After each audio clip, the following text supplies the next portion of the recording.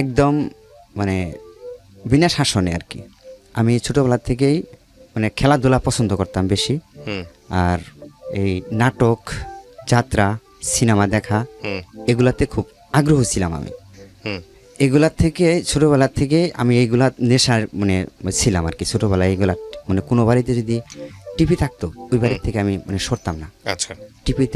টিভিতে ছবি হইতো, ছবি দেখতাম। আর ওই যে প্রতি শুক্রবারে ছবি হইতো যে এগুলা দেখতাম। আর গ্রামের মধ্যে রাত্রের বেলায় ওই বিসিআরসের যেগুলা বলে আর কি, ওই বিসিআরসে 3 টাকার টিকিট কেটে না প্রায় আর কি প্রতি বৃহস্পতিবারে শুক্রবারে এরকম আইনা দেখতো। ওই রাত্রে 3 টাকার টিকিটে 3টা ছবি দেখাইতো, এগুলা দেখতাম। আর যদি কোথাও গ্রামে মাইক মারতো মানে যাত্রা অথবা নাটক মানে এগুলো হইতো, ওই জায়গার নামটা আমি শুনে রাখতাম। আচ্ছা। শুনে রাখলে পরে আর আমরা আমার মানে কয়েকটা সমবয়সী ছিল 4-5 জন, এই 4-5 জনে করতাম কি গ্রুপিং করতাম, গ্রুপিং করে ওদের সাথে 4-5 জনে গেতাম গা, ওইখানে হাইটে গেতাম গা। আচ্ছা। তো এভাবেই আমার দিনগুলা মানে ছোটোবেলার দিনগুলা কাটছে। আর যখন একটু বুঝতে শিখলাম মানে তখন আমার বাড়িতে আমার বড় ভাই, আমরা 4 ভাই বোন, আমি সবার ছোট ফ্যামিলির সবার ছোট আমি। আর আমার বড় ভাই বোন 2টা যে বিয়ে হয়েছে আমার বুঝমান হওয়ার আগে আমি দেখি নাই যে আমার বড় বোন 2টা যে বিয়ে হয়েছে। এটা আমি মানে এখন আমার স্মৃতিশক্তিতে মনে আসে না। আচ্ছা। যে আমার বড় বোনের বিয়ে খাইছি কি মানে এরকম বড় বোনের। তারপর আমি লেখাপড়া করতে পারিনি তেমন, কারণ লেখাপড়া করতে পারিনি কেন সেটা হয়েছে আমার বড় ভাইয়ের জন্য। মানে বড় ভাই একটা মেয়ের সাথে সম্পর্ক করছিল, সম্পর্ক করাকালীন পরে ওইখানে আমার মানে ফ্যামিলিতে অনেক বড় আর্থিক মানে জরিমানা লাগে, ওরা মানহানি কেস করছিল। আচ্ছা। মানে গ্রামে একটা বিচার হয়েছিল, ওই বিচারের মাঝখান থেকে মানে চেয়ারম্যান মেম্বার ওরা সবাই ছিল, ওইখান থেকে আমার বড় ভাইরে মানে উঠাইয়া নিয়ে আসছিল আমার মামা বিচার থেকে। উঠাইয়া নিয়ে আসার পরে চেয়ারম্যান মেম্বাররা মানে বাদী হয়ে আর মেয়ের মা যেটা আর কি ওই মেয়ের সাথে সম্পর্ক করতো, মানে দেখা করতে যায় গ্রামে যা হয় আর কি, ওই মেয়ের সাথে দেখা করতে যায় সন্ধ্যাবেলা দেখা করতে যায় মানে গ্রামে আর কি মানে গুজব রটাইছে যে মেয়ের সাথে এরকম খারাপ কাজ করছে। তখন আমি মানে এতটা বুঝি না আর কি, এখন বুঝি যে বড় ভাই কেন দেখা করতে গেছে, কি কারণে গেছে এখন হয়তো বুঝি, তখন তার এত কিছু বুঝি নাই। তো দেখা করতে গেছে, এই দেখা করতে যায় পরে আরেকজনে মানে মানে ধরতে পারে নাই। ওইখানে ওই যে বড় ভাই যে স্যান্ডেল একটা প্রমাণস্বরূপ জিনিস ওইখানে রাইখা চলে আসছিল। পরে রাইখা চলে আসে, সেই প্রমাণ সূত্র ধইরা পরে মানে ওই মেয়েটার সাথে বিয়ে দেওয়ার জন্য পরে গ্রাম্য একটা সালিশ ডাকে। সেই সালিশের থেকে আমার বড় ভাইরে মানে আমার মামা, আমার ছোট মামা ওইখান থেকে নিয়ে আসা পরে। আচ্ছা। আমার ভাইগনারে কে বিয়া দেয়, কিভাবে বিয়া দেয় সেটা দেখবো আমি।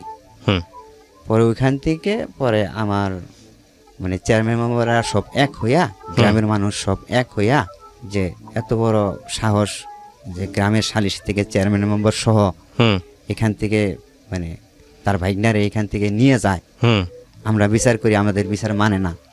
সেখান থেকে নিয়ে আসার পরে নিয়ে আসে বললো, পরে আমার ভাইয়েরে পাঠাইয়া দিল মানে অন্য এক জায়গায়। মানে আমাদের বাড়ি হইছে পুরান বাড়ি, আর একটা সখীপুর টাঙ্গাইল জেলা, এখানে হচ্ছে নানির বাড়ি। আচ্ছা। ওইখানে পাঠাই দেয়, আমার চাচার বাড়িতে পাঠাই দেয়। আচ্ছা। চাচার বাড়িতে পাঠাই দেয় পরে এখানে মানে মানে জরিমানা করে অনেকগুলা টাকা আমাদের।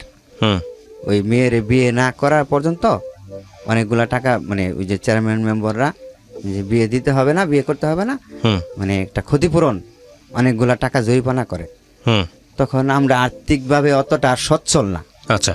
তখন মানে আমার বাবা কৃষি কাজ করে, আবার মাঝে মধ্যে মানুষের বাড়ির কাজও করে, এরকম ভাবে সংসারটা চলে আর কি। আচ্ছা। পরে মানে আমাদের কিছু জমি ছিল, ওই জমিগুলা বিক্রি কইরা তখন ওই বড় ভাইয়ের জরিমানা দেয় আর কি। বড় ভাইয়ের সাথে আপনার বয়সের পার্থক্য কত? বড় ভাইয়ের বয়সের পার্থক্য 6-7 বছর। জমি বিক্রি করে বড় ভাইয়ের এইসবের কাজে জরিমানা দিতে হয়। পরে জমি বিক্রি যে করে, জমি বিক্রি কইরা তখন ওই বড় ভাইয়ের জরিমানা দেয়।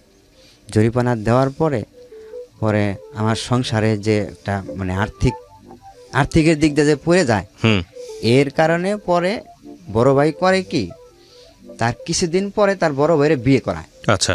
মানে অল্প কিছুদিন পরে বিয়ে করায়। সেই বিয়ের বউ নিয়ে আসা পর কিছুদিন সংসার 6 মাস সংসার করে আমার ওই বড় ভাইয়ের যে বিয়ে করা। হুম আর ওই যে মেয়ের সাথে সম্পর্ক ছিল হুম ওই মেয়ের সাথেও আবার বড় ভাই মানে মানে সম্পর্কটা চালিয়ে যেত হুম বিয়ে করে আনার পরেও। এটা বাড়ির থেকে মানে বিয়ে করাইলে আমার এগুলোর গার্জিয়ানরা। সাথে আপনার জীবনের সম্পর্ক কি? এখানে আমার জীবনটা মানে আমার বড় ভাইয়ের কারণে আমার জীবনটা নষ্ট হয়ে গেছে অনেকটা। কিরকম? যেমন এই যে বড় ভাই যে এইটার সাথে হুম মানে যখন ওই মানে বিয়ের সাথে বিয়ে করলো পরে পরবর্তীতে করলো কি ওই মেয়েটারেই হুম ওই বউ থুইয়া ওই মেয়েটারেই ওই যে মেয়ের সাথে সম্পর্ক ছিল ওই মেয়েটারে নিয়ে পালাই গেল বড় ভাই আবার। আচ্ছা তখন আমাদের সংসারে মানে এমন একটা পর্যায়ে চলে যায় মানে খুব আর্থিক দিক দিয়ে সমস্যায় পড়ে যায়। আচ্ছা তখন মানে আমার যখন মানে স্কুল জীবন তখন আমি ক্লাস 2তে পড়ি, যাই আর কি স্কুলে যাই, প্রাইমারি স্কুলেতে যাই। হুম আমার বাড়ির পাশে প্রাইমারি স্কুলে যাই। তখন আমরা দুবেলা মানে ঠিক মতো খাবার পাইতাম না তখন। হুম এর মধ্যেই বড় ভাই কাজগুলা করছে। আচ্ছা ঠিক মতো ভাত যে খাবো আমি মানে আমরা সবাই মিলে যে খাবো 3 বেলা এই খাবারটা আমরা তখন পাইতাম না। হুম ওইখান থেকে পরে আমার এই মা করলো কি আমার বাবা যে বাড়িতে কাজ করতো হুম ওই বাড়িতে আমার ওরা অফার দিল যে তোমার ছেলের এখানে দাও, আমার কিছু গরু বাছুর আছে সেগুলো দেখবে আর তোমাদের মানে তোমার ছেলের লেখাপড়া করাবো। হুম হুম লেখাপড়া করাবো, তোমরা আমার টুকটাক কাজ মানে কাজগুলা করব, গরুগুলা দেখাশোনা করবে, মানে বিকালবেলায় আইসা আর সকালবেলায় স্কুলে যাবে, আমরা লেখাপড়া করাবো। এরকম চুক্তিতে তখন আমার ওইখানে দিল। আচ্ছা দেওয়ার পরে পরে তারা শুধু আমাকে কাজই করাইতো খালি শুধু। তাদের অনেক জমি জমা ছিল, হুম তারা খালি কাজ করাইতো আমাকে। গরু পালাইতো, মানে গরু মাঠে চড়াইতাম, মানে ধান মলাইতো গরু দিয়া অনেক 4-5টা গরু একখানে করে ধান মলাইতো। তারপরে ক্ষেতের থেকে ওই কামলা জামলা লইতো, যে এগুলা কামলা লইতো অনেকগুলা, এই কামলা নিয়ে খাবার নিয়ে গেতাম। তারপরে তাদের সাথে কাজ করতে হইতো, সব ধরনের কাজই করতে হইতো আমার। পরে ওইখান থেকে মানে পরে আমি ওইখান থেকে চলে আসলাম যে মা আমার তো এরকম বাড়িতে বললাম যে আমার তো অনেক কষ্ট, মা ওইখানে খাবার দেয় ঠিক মতনে 3 বেলা আমি খাইতে পারি, হুম কিন্তু আমার ওইখানে দেওয়া সব ধরনের কাজই করায়, ভারী কাজও করায়, সব ধরনের কাজ করে, আমি কি করব। ওইখান থেকে চলে আসলাম আমি না কইয়া চলে আসলাম। পরে তারা ওইখান থেকে আসলো, আমার ওই যে মহিলার বাড়িতে কাজ করতাম আমি, যে ভাইয়ের বাড়িতে, পরে এই মহিলা আসলো, পুরুষ লোকটা না আসা মহিলা আসতো, আমি কাকি কইয়া ডাকতাম আর কি মহিলাটারে।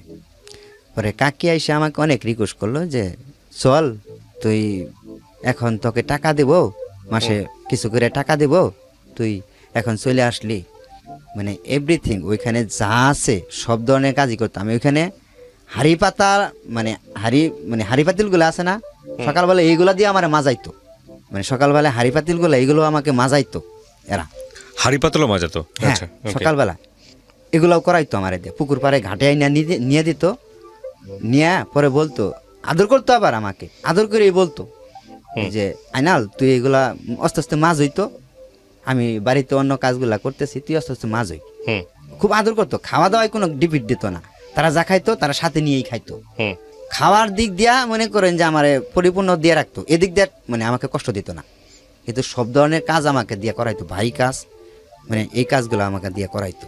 হুম পরে ওইখান থেকে আমি 2 বছর নিয়ে 3 বছর করার পরে আমি ওইখান থেকে চলে আসলাম।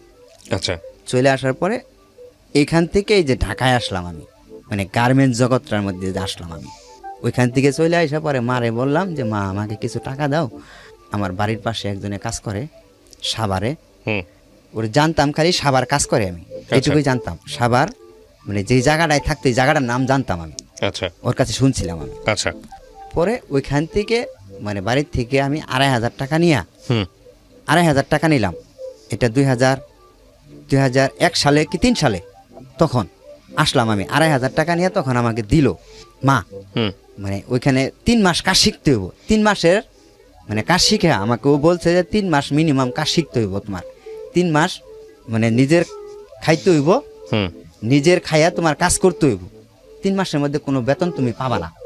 আমাকে এরকম একটা দিছিল দেখে আমি এই কারণেই, হুম পরে ওই মা টাকাটা কিভাবে দিছিল, আরেকজনের কাছ থেকে দেনা করে আইনা দিছিল, ধার করে আইনা দিছিল মা আমাকে। তো ওই টাকাটা নিয়ে আমি মানে সাভারের উদ্দেশ্যে রওনা দিই। সাভার Okay. আমি গেলাম। ওকে। সাভার যাইয়া হেরা শুধু খালি ওই জায়গার নামটুকু জানতাম যে ওরা ব্যাংকটেক থাকে, মানে ওরা বাসা কোথায় এগুলো আমি কিছু চিনতাম না। হুম তখন এই আবদুল্লাপুর আইসা এদিক দিয়া কোন দিক দিয়ে যাওয়া লাগে মানুষের কাছে জিজ্ঞেস করতাম যে সাভার যাবো তো কোন দিক দিয়া, জিজ্ঞেস করে পরে আস্তে আস্তে গেতাম। হুম পরে সাভার স্ট্যান্ডে যখন নামছি নাইমা তখন বেলা আসরুক্তর টাইম, নামার পরে পরে ওইখান থেকে আমি দোকানে বসে একটা রুটি আর একটা কলা খাইছি। হুম পরে ওই মুরব্বী বেটা আমার দিকে বলে তুমি বাড়ি কোথায় বাঁচতা? ওরা আমি বললাম যে আমার বাড়ি তো এই ময়মনসিংহ জেলা ভালুকা থানা। কয় তুমি কোথায় আসছো এখানে? হুম আমার জিজ্ঞেস করতেছে। পরে আমি বলছি যে আমি যে এখানে যে ব্যাংকটেক জায়গা কোনটা, ব্যাংকটেক জায়গার নামটা কোনটা, আমি ব্যাংকটেকে আসছি। কয় ব্যাংকটেক তো এই অনেক দূর, ওইখান থেকে রিক্সা নিয়ে আরও তোমার 10 টাকা ভাড়া লাগবো, হুম বাস ভাড়া লাগবো সাভার স্ট্যান্ড থেকে। ওকে। পরে আমি কইলাম যে আমি ওইখানে যাব। পরে চাচারে বললাম যে চাচা আমি কোন থেকে বাসে উঠবো? কয় চাচা পরে দেখাই দিল, কয় ওই সামনে আগায় দেখো ডাকতেছে হুম ব্যাংকটেক এদিকে ডাকতেছে, তুমি ওইখান থেকে গাড়িতে উঠে যাও। হুম পরে আমার ওই ব্যাংকটেক ওইটা যে একটা জায়গার নাম এটা আমি জানতাম না। আচ্ছা। ব্যাংকটেক ওইটা একটা জায়গার নাম। পরে আমি ওইখানে যাই আমার ব্যাংকটেকের একটা গেটের সামনে নামায়া দিল যে এটাই ব্যাংকটেক।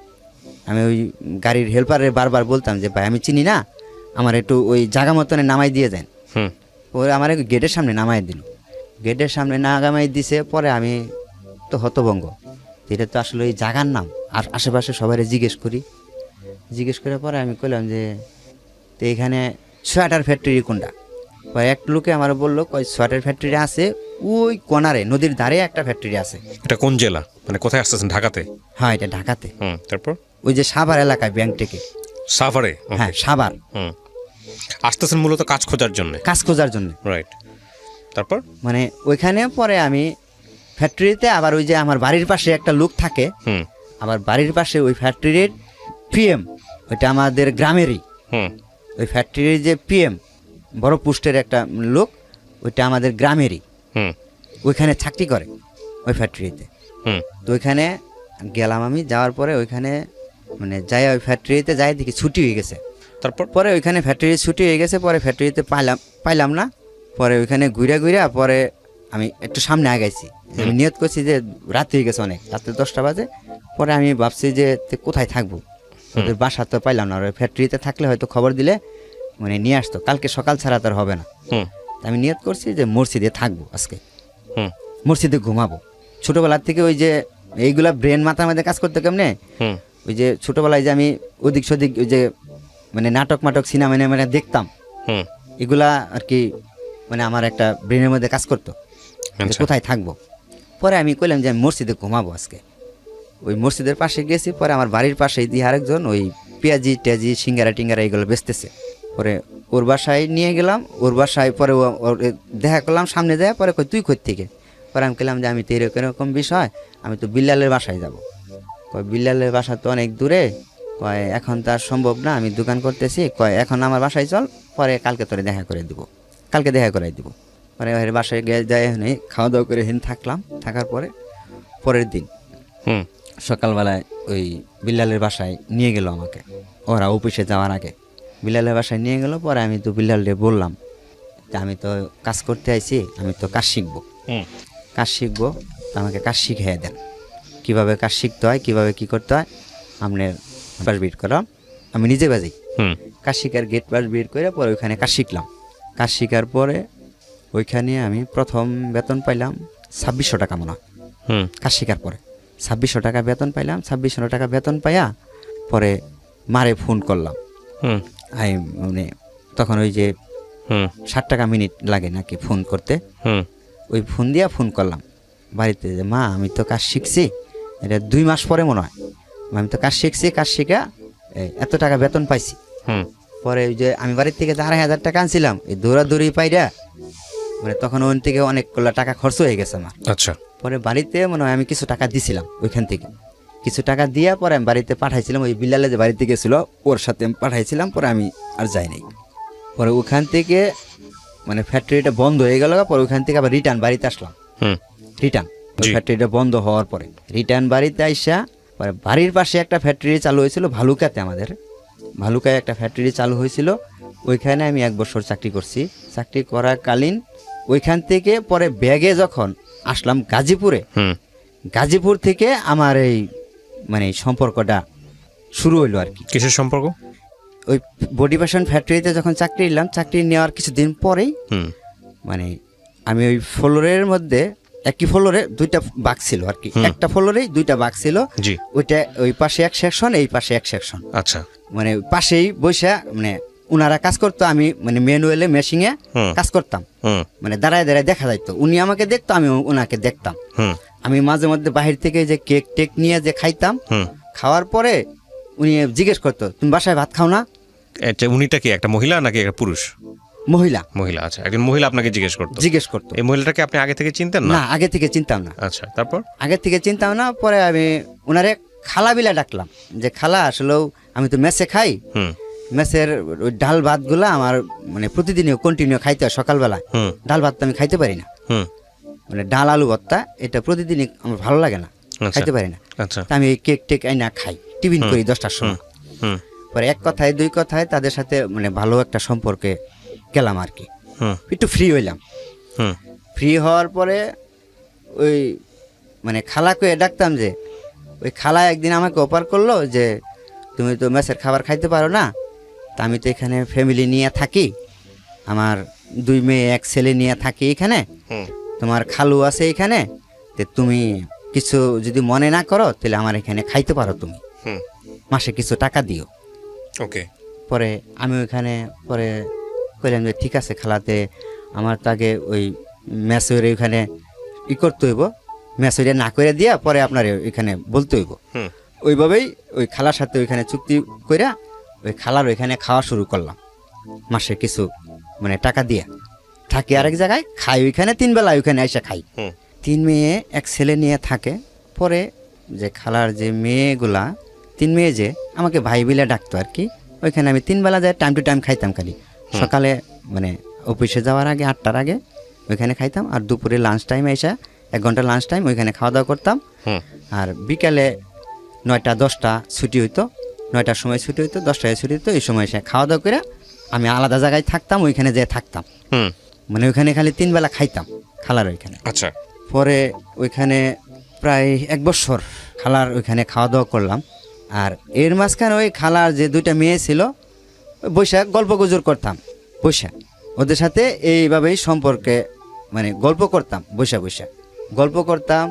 পরে টিটকারি ফাজদামি মজা এগুলা করতাম।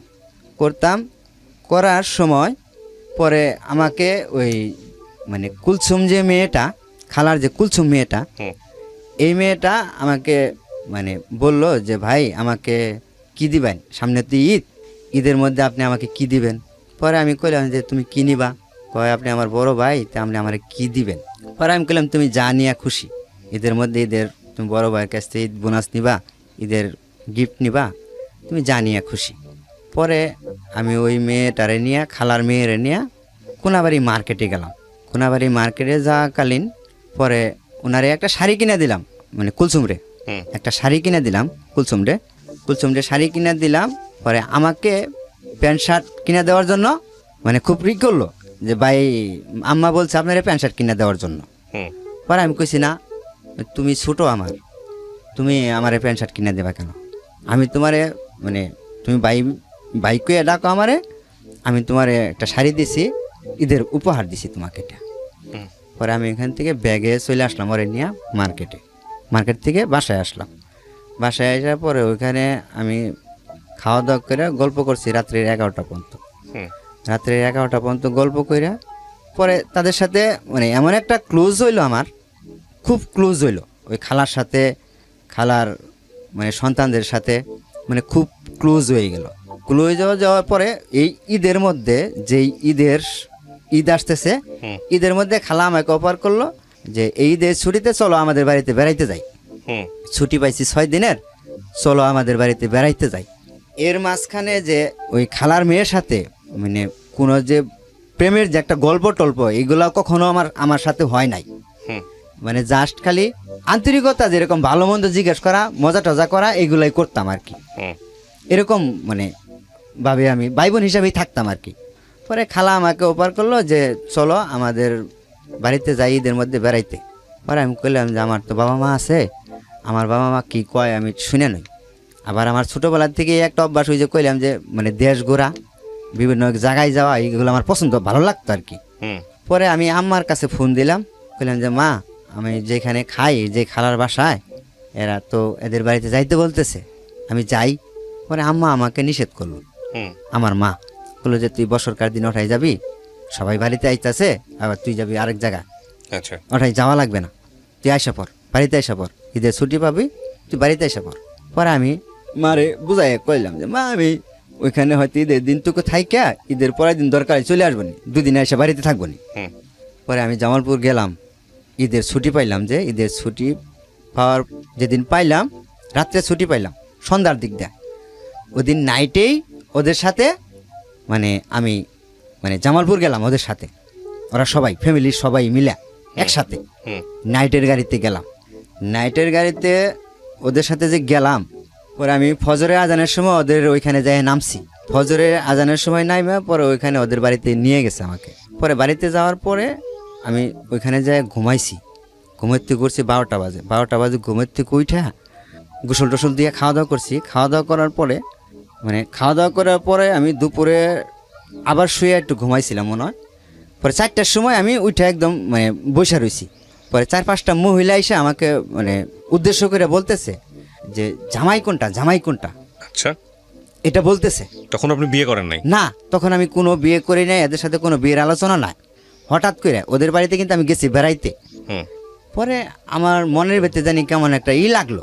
পরে আমি ওই মহিলারে আগায় যায় মানে একটু আড়ালে যায়, টাগায় যায় জিজ্ঞেস করছি, বয়স তেমন না আর কি, ভাবিকে ডাক দিছি যে ভাবি একটু শুনবেন, আপনি একটু আগে যে একটা কথা বললেন জামাই কোনটা, জামাই কোনটা, এই কথাটা কেন বললেন? পরে আমারে বলতেছে কয় কে, তুমি কুলসুমরে বিয়ে করতে আসো নাই? ওকে, মানে আপনি জানতেন না, আলটিমেটলি ওরা বলছে? হ্যাঁ, ওরা বলছে। পরে আমি কইলাম যে না, আমি তো এই ব্যাপারে তো আসিনি, আমি তো এখানে আসছি বেড়াইতে, আমি তো কুলসুমরে বিয়ে করতে আসিনি। পরে কয় না, ওর আম্মা ওর বাবা সবাই বলছে যে তুমি বিয়ে করতে আসছো। পরে আমি তো কইলাম না, আমি তো বিয়ে করতে আসিনি, আমি তো এখানে আসছি বেড়াইতে। আমি ওনারে খালা কইয়া ডাকি, আর ওনার মেয়ের সাথে তো আমার কোনো মানে কোনো রিলেশনও নাই। খালার মেয়ের সাথে তো আমার কোনো রিলেশন নাই, কোনো সম্পর্ক নাই। আমি খালার মেয়েরে কখনো বলিও নাই যে আমি আপনার মেয়েরে বিয়ে করবো, এমন ধরনের কোনো কথাই বলি নাই। তারা আমার ভাই কইয়া ডাকে, আমি তাদেরকে বোন কইয়া ডাকি, ছোটো বোন হিসাবে মানে আমি দেখি তাদেরকে, তো আমি এরকম বলি নাই। আমি ওই খালার সাথে গেলাম, খালারে ডাক দিলাম যে খালা আপনি একটু এদিকে আসেন তো। পরে আমি কইলাম যে আমি বলে আপনার মেয়েরে বিয়ে করতে আসছি খালা, আপনি এই কথাটা মানে ওনাদের কাছে বলছেন। পরে কয় বাবা তোমার সাথে আমার কথা আছে, আমি একটু এদিকে আসো। পরে আমি গেলাম, পরে ওইদিকে আমাকে নিয়ে গেল অন্য সাইটে নিয়ে গেল। সাইটে নিয়ে যাওয়ার পরে আমারে বলতেছে কয় তুমি এখানে একটু দাঁড়াও, পরে আমি মানে তোমার নিরিবিলি জায়গায় নিয়ে বিষয়টা বুঝাইতেছি। পরে আমি তখন আবার মানে এই ঈদের আগদে আমি একটা মোবাইল সেট কিনছি, 1600 মডেলের একটা সেট। সেই মোবাইল ফোনটা আমার কাছ থেকে নিয়ে নিছে। তখন আমার হাতে ফোন, এটা 2007 সালে, তখন আমার হাতে মোবাইল আছে। তখন ওই মোবাইলটা আমার হাত থেকে নিয়ে নিছে, মোবাইলটা নিয়ে ফোন করার কথা বইলা মোবাইলটা নিয়ে নিছে।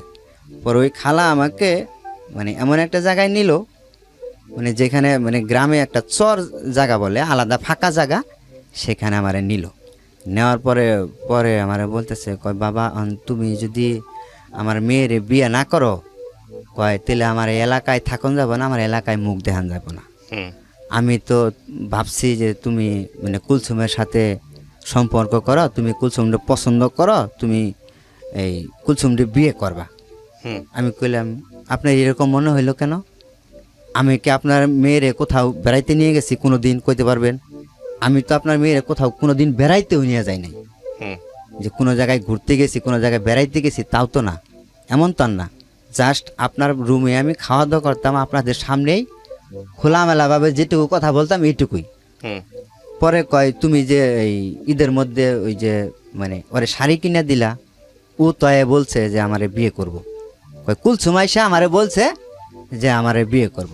তো আপনি শাড়ি কিনে দিতে গেছিলেন কেন? শাড়ি দিতে কেন গেছিলাম? পরে আমি কইলাম যে এটা তোমার বিয়ের উপহার। আমি এই কথাটা শাড়ি কিনে দেওয়া এই কথাটা বলছিলামও, হুম। যে এটা তোমার কাকে? বিয়ের আপনি তিন উপহার। বোনের মধ্যে আপনি কাকে কিনে দিয়েছেন? শুধু কুলসুমকে? কুলসুমকে, আর বাকি দুজনকে কিনে দেন নাই? আর না আর কাউকে কিনে দিনি। তো সন্দেহ করা ঠিকই আছে। হ্যাঁ, তারপর? পরে আমি ওই শাড়িটা কিনে দিয়া পরে এই ব্যাককালটা হইছি, ওই শাড়ির সূত্র ধরে এরা আমার ভাবছে যে আমি কুলসুমটা পছন্দ করি, আমি কুলসুমটা বিয়ে করব। এই সূত্র ধরে হেরা এই বাড়িতে আমি যে আর ওই যে আমাকে অফার করছে যে চলো আমাদের বাড়িতে বেড়াতে যাই। আর এই খালা আমাকে সবসময়ই বলতো কি ওইখানে ভাত খাওয়ার সময় বইয়ে গল্প টল্প করতাম। ওদের গ্রামের একটা ভাষা আছে, গেল্লা কইয়া কয়, মানে ছেলেরে গেল্লা কয়। হুম। গেল্লা তোমার আমগো এলাকায় বিয়ে করাবো। খালা এই কথাটা আমাকে সবসময়ের জন্যই বলতো। হুম, যে ঠিক আছে, এবার নিজের মেয়েরই দিয়ে দিছে। হ্যাঁ, হ্যাঁ, যে এই কথাটাই সবসময়ের জন্য আমাকে বলতো। হুম, পরে ওইখানে ওই খালা করছে কি, পরে ওইখানে যে ওই যে আমার নিয়ে গেল, নিয়ে যাওয়ার পরে এরকম মানে আমাকে এরকম বুঝাইতেছে, বলতেছে যে তুমি যদি বিয়ে না করো তাহলে আমি তো এরকম মনে করছি যে তুমি আমার কুলসুমকে পছন্দ করো, তোমরা দুজনের সম্পর্ক আছে, তোমরা বিয়ে করবা। হুম। এখন কি এরপর আপনি কি করলেন? পরে আমার মানে ডাইরেক্ট আমার হাতে পায়ে ধরে মানে কান্নাকাটি শুরু করে দিছে। হুম, পরে আমি কইছি খালা আপনি কান্দেন কেন? আমি তো আপনার মেয়ের কখনো বলি নাই যে বিয়ে করব, এরকম মানে সিচুয়েশন পরিচয় হয় নাই, এরকম মানে পরিবেশ হয় নাই যে আপনার মেয়েকে আমাকে বিয়ে করতেই হবে, হুম, এরকম পরিবেশ মানে এখনো হয় নাই। আমার বাড়িতে বাবা আছে, মা আছে, ভাই বোন সবাই আছে। আপনার মেয়ের আমি বিয়ে করে নিয়ে বাড়িতে উঠাইতে পারবো? আর আমার বইয়ের বয়স হয়েছে এখন, আমার বিয়ের বয়স তো এখন হয় নাই, আমার বয়স কেবল 17-18 বছর, আমার বিয়ের বয়স হয় নাই। তো যদি আমার বিয়ে করার ইচ্ছুক থাকে তে আমার গার্জিয়ান আছে, আমি তাদেরকে বলবো, তারা আমার জন্য মেয়ে দেখবে, তারা তাদেরকে মেয়ে দেখে আমি পছন্দ করে বিয়ে করব, এরকম বলছি। পরে ওইখানে রাত্রে 10টা পর্যন্ত এই খালা কান্নাকাটি আমার মানে হাতে পায়ে ধরে, তুমি যদি আমার মেয়ের বিয়ে না করাতে আমার মেয়ে বিষ খাওয়াবো, এইটা খাবো সেইটা খাবো, মানে কত কিছু দেওয়া যে। তখন আমার মাথার মধ্যে উল্টা একটা কাজ করলো কি, আমি এখান থেকে বিয়ে হয়তো আমার দিল আমি যদি বাড়িতে না নিয়ে যাই, এদের সাথে প্রকাশ না করলাম, আমি এটা আমি মনে মনে মানে একটা বুদ্ধি করলাম যে রাত যত গভীর হইতেছে, এরা যদি আমি মানে মানে আমার মাথায় ভয় ঢুকে গেল কেন, যে আমার মানে এখানে আমি পরিচিত নাই, কেউ নাই পরিচিত, হুম, শুধু তাদের বাড়িতে আমি ঢাকার থেকে পরিচয় হিসাবে এখানে আসছি। আমি যদি আমার রাত্রে মারধর করে, এরকম মনের ভিতরে ভয় নিয়ে পরে আমি তাদের কথায় কইলাম যে ঠিক আছে, আপনারা ধরেন বিয়ে দেওয়ার জন্য পাগল হয়ে গেছেন, আপনার মেয়ে যখন বিয়ে দেওয়ার পাগল হয়ে গেছে, যে আপনার বিয়ে দেন। পরে এই কথা বইলে আমাকে বাড়িতে নিয়ে আসলো। বাড়িতে নিয়ে এসে দেখি মানে তারা সব কিছু অ্যারেঞ্জ করে নিছে, বাড়িতে কাজী মানুষজন সব কিছুই। পরে আমি একটা সেন্টু গেঞ্জি গাইদা ভাই ওইখানে বাড়িতে যাইয়া ওই খালার সাথে যাইয়া উঠানের মধ্যে পাটি পুটি বিছাইয়া ওই মেয়েরাও সাজাই সুজাইয়া রাখছে তারা। হুম, এই খালা এই ফাঁকে আমাকে নিয়ে যে কথা বলছে রাত্রে 10টা-11টা পর্যন্ত এই চটানের মধ্যে কান্নাকাটি কইরা, এরা এমন দেয় এই মেয়েটা সাজায় রাখছে কুলসুমটাও হুম, সাজায় রাখা। পরে আমার রাত্রে 12টার সময় মানে বিয়ের পিড়িতে একটা সেন্টু গেঞ্জি গায়ে দিয়া, মানে নতুন একটা সেন্টু গেঞ্জি গায়ে আর লুঙ্গি পরনে, হুম, মানে গরমের দিন তো সেন্টু গেঞ্জি গায়ে ছিল আমার। পরে আমি ওইখানে এসে বসলাম, বসার পরে ওইখানে ওদের একটা স্বাস্থ্য ভাই ছিল, ওই কুলসুমের স্বাস্থ্য ভাই ছিল, সে আমার নাম ধরে বললো জাইনাল তুমি এই পশ্চিম দিকে ঘুরে এইখানে সামনে বসো। হুম, তা আমি ওইখানে কোনো কথা বলতেছি না, ওরা যা বলতেছে যা করতেছে মানে ওদের কথা মতো চলতেছি। পরে যখন মানে কাজী সাহেব আমাকে জিজ্ঞেস করলো যে তোমার এই ভয়ভীতি দেখায় কি বিয়ে করতেছে, বিয়ে দিতেছে এরা? তখনও কি আপনি স্যান্ডো গেঞ্জি পরা? হ্যাঁ, তখন আমি সেন্টু গেঞ্জি পরা। ওকে। তখন আমার মাথার মধ্যে কাজ করতেছে না যে আমি কি করতেছি, হুম, মানে এই মহিলার কান্না কাটিয়ে এই মহিলার মানে এত কিছু করাতে আমার মাথার মধ্যে এতটুকু জ্ঞান আসতেছে না যে আমি কি করব এখন, মানে এইটুকু সেন্স আমার মানে হারাইয়া গেছে। পরে মানে আমার মাথার মধ্যে সেন্সটুকু আসতেছে না, হুম, আমি কাজীর মুখের দিকে চাই রয়েছি যে আমি এখানে কি বলবো, মানে আমার ভিতরে একটা ভয় ঢুকে গেছে নিজের থেকেই হুম, যে আমি যদি এখানে আসলেও না করি, তো রাত গভীর, হুম, 12টা-1টা বাজে গেছে গা, যদি মার দূর শুরু করে কি বলবো আমি। পরে আমি কাজীরে বলছি যে না আমি ইচ্ছা করে বিয়ে করতেছি, হুম, এই কথাটা বলছি। পরে কাজী আমার মুখের দিকে চাইছে, পরে আমার ভোটার আইডির ফটোকপি চাইছে। পরে আমি কইছি যে ভোটার আইডি তো আমার নাই, হুম, আর ভোটার আইডি আছে কিন্তু আমি অস্বীকার করছি নাই আমার কাছে, মানে আমি কইছি নাই। হুম, পরে ওইখানে তারা মানে কিভাবে কি কইরা জানি 1 লাখ টাকা মানে 1 লাখ টাকা কি জানি করলো, তখন মানে কাবিন করলো 1 লাখ টাকা, হুম, কত টাকা জানি ওয়াসিল দিল। পরে এইগুলা দিয়ে হাইরা পরে আমার মানে টিপ নিল, সিগনেচার নিল, নিয়ে হাইরা ওই কালেমা পড়াইলো, কালেমা টালেমা পড়াইয়া পরে তাদের যে মেয়ে মানে একটা ঘরের ভিতরে 2টা চৌকি, মানে 2 চৌকির মধ্যে 1 চৌকির মধ্যে বাসর ঘর সাজাইছে তারাই, হুম, মানে কোনো রকম একটু ইটি দিয়া তারাই মানে সাজাইছে 1 চৌকির মধ্যে। হুম, পরে ওইখানে নিয়ে দিল, মেয়ে ছেলে একসাথে বিয়ে পড়ায়া তারা ওই একটা ঘরের ভিতরে, মানে ওই বাড়িতে কোনো পুরুষ লোক বলতে খালি ওই যে ওর চাস্তো ভাই যেটা এটা ছিল, আর কোনো মানে ওর চাচারা এরা কেউ মানে আসতেছে না। হুম, এই মহিলারা এসে আমাকে মানে সান্ত্বনা মান্তনা যেটুকু দেওয়ার দিচ্ছে আর কি, যে আসলে তুমি তো এখন বিয়ে করে ফেলাইছ, এখন কান্নাকাটি করে কি করবা। আমি ওইখানে পরের দিন মানে ওইভাবেই ঘুমাইলাম, ওইখানে কান্নাকাটি করে আমি ঘুমাই গেলাম। পরের দিন সকালবেলায় আমি উঠলাম ঘুমের থেকে, উইটা পরে আমি একটা কথা চিন্তা করলাম যে আমি যে বিয়ে আমাকে দিছে, যে আমি কথা যদি বাড়িতে জানাই তো আমার বাড়িতে মা খুব খারাপ অবস্থা হবো। পরে আমার বিয়ের বিষয়টা আমি বাড়িতে গোপন রাখলাম, আমার বিয়ের বিষয়টা, হুম, যে এরা যে আমাকে জোর করে বিয়ে দিছে এরকম করে, এই বিষয়টা আমি বাড়িতে গোপন রাখলাম। গোপন রাখাকালীন পরে আমারে মানে কুলসুমরে যে বিয়ে দিল, এই বিয়ে বউ লইয়া আমি ওইখানে, আমি যে জায়গায় চাকরি করতাম আগে গাজীপুরে যে চাকরি করতাম ওইখানে আর ওরে নিয়ে আমি ওই বললাম যে আমি ওইখানে আর যাবো না, আমি অন্য জায়গায় যাবো, ওরে নিয়ে আমি ওইখানে যাব না। ওইখানে গেলে আমার এলাকার লোকজন থাকে, ওইখানে জানাজানি হইব জাইনাল বিয়ে করে লই আইছে। হুম, পরে আমি ওইখানে মানে আমার শাশুড়িরে বললাম, তখন আমার শাশুড়িরে বললাম মানে আমি ওইখানে যাব না, আমার অন্য জায়গায় মানে যাওয়ার ব্যবস্থা করেন। ওই মেয়ের যে চাচা থাকে একটা, মানে আমার সমবয়সী, সেও বিয়ে করছে, মানে আমার থেকে বয়স বেশি কিন্তু সে বিয়ে করছে, তারও কোনো বাচ্চা কাচ্চা হয় নাই, মেয়ের চাচা, হুম, মানে আমি যারা বিয়ে করছি ওর চাচা। পরে ওরা থাকে এই যে বাস্তহারা, পরে ওদের সাথে আমাকে বাস্তহারা পাঠাইলো। আর পরের দিন আমাকে একটা আংটি দিল, মানে ছোট একটা আংটি, কয় হাজার টাকা দিয়ে না আইনা আমাকে দিল, এই তুরি আমাকে মানে দিল ওইখানে। আর যেদিন আমরা আসলাম আবার বাস্তহারা, সেদিন আমাকে একটা তুষক আর একটা মানে কম্বল সাথে করে দিয়ে দিল। হুম, দেওয়াকালীন পরে এখানে আইসা পরে রইলাম, একটা রুম নিয়ে দিল আমাদেরকে ওই মেয়ের চাচা, ওই রুমের মধ্যে মানে ওরে নিয়ে থাকলাম। হুম, তখন মানে চাকরি নাই, আমার নতুন এক জায়গায় আছি, চাকরি নাই। তখন কিছু চাল ডাল দিয়ে দিছিল ওইখান থেকে, মানে বাজার দিয়ে দিছিল, আর কিছু টাকা দিয়ে দিছিল, ওইগুলাতে বাজার করি। হুম, আর ও রান্ধে, লাকড়ির চুলা লাকড়ি কিনে দিছি, ওই মেয়েটা রান্নার পরে আমি ওইখানে খাওয়ার পরে এরকম 10-15 দিন গেল। 10-15 দিন যাওয়ার পরে আমার ভাবতেছি যে আমার তো চাকরি নেওয়া লাগবে, তো পয়সা খাইলে চলবো না, হুম, চাকরি নিতে হবে। পরে আমি চাকরি নেওয়ার জন্য গেলাম, আরেকটা অফিসে চাকরি নেওয়ার জন্য গেলাম ওইখানে, সেখানে চাকরি হইলো না, সেখানেও চাকরি হইলো না। বাসায় গেলাম, বাসায় যাইয়া পরে কই চাকরি তো হইলো না, কি করা, হুম, কইতে আরেকখানে দেখো। পরে আমি ওইখানে আরেকটা ফ্যাক্টরিতে চাকরি হইলো, আমার আরেকটা ফ্যাক্টরিতে চাকরি হইলো, ইন্টারভিউ দিয়ে চাকরি হইলো।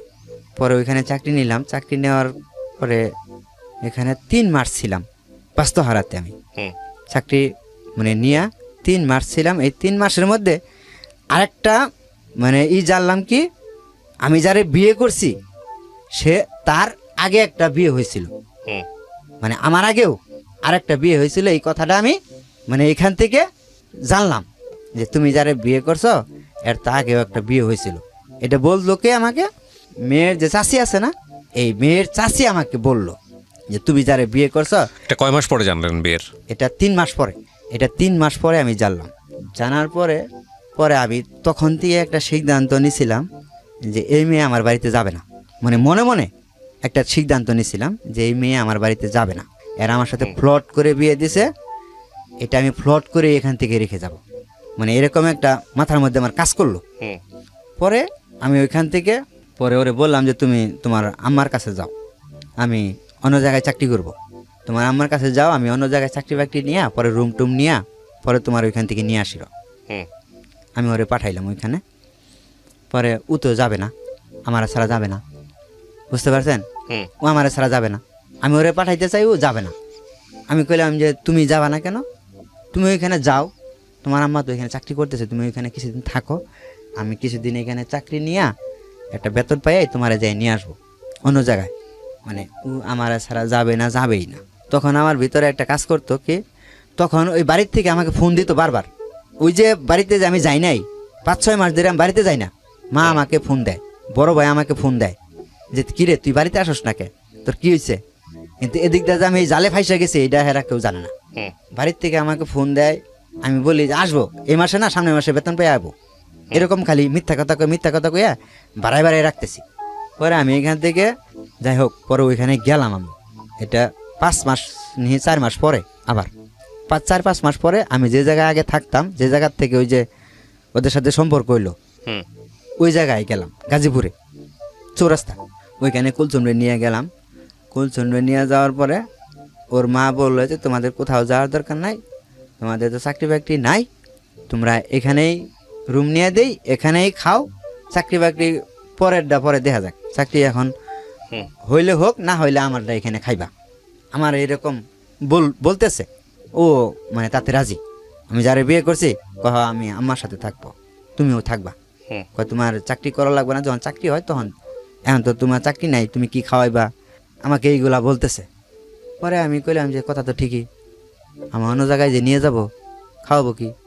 পরে আমি ওইখানে রাইখা পরে আমি কইলাম যে বাড়ির থেকে আসি, তোমার এখন বাড়িতে নিয়ে যাওয়া যাইবো না, আমি বাড়ির থেকে আসি, তুমি বাড়িতে গেলে এখন সমস্যা হইব, তোমার বাড়িতে পরে নিতে হইব, বাড়িতে বুঝাই, আমি বিষয়টা বাড়িতে জানাই নেই, তোমার বিষয়টা আমি বাড়িতে জানাই নেই, এখন তোমাকে বাড়িতে নেওয়া যাবে না।